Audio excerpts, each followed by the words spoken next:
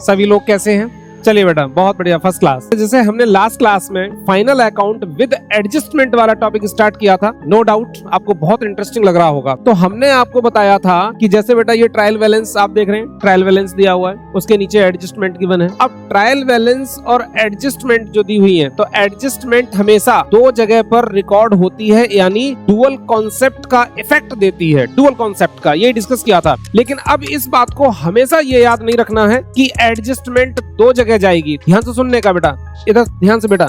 जैसे आप नीचे देख रहे हैं कि नीचे आपका लिखा हुआ है एडजस्टमेंट नंबर 2 की अगर मैं बात करूं तो इसमें लिखा है कि डेप्रिसिएशन ऑन मशीन 10%, मशीन के ऊपर डेप्रिसिएशन 10% से लगाया जाएगा। तो बैलेंस शीट में मशीन में से माइनस करेंगे बेटा, और डेप्रिसिएशन एक्सपेंस है, पीएल के डेबिट में आ जाएगा। तो इसने क्या दे दिया, डुअल कॉन्सेप्ट का इफेक्ट आ गया। लेकिन अब ध्यान से सुनो दूसरी बात, ट्रायल बैलेंस में देखो ये लास्ट में क्या लिखा है, सैलरी आउटस्टैंडिंग ₹5,000।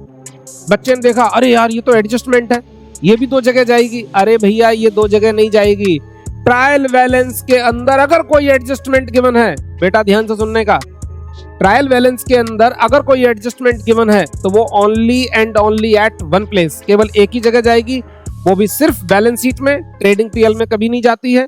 अब उसको आप बस इतना देख लो कि वो एसेट या लायबिलिटी है। तो क्या लिखा है, आउटस्टैंडिंग सैलरी लिखा है, हमें सैलरी पे करनी है, ये मेरी लायबिलिटी है, तो बैलेंस शीट में सिर्फ लायबिलिटी साइड जाएगा और कहीं नहीं जाएगा।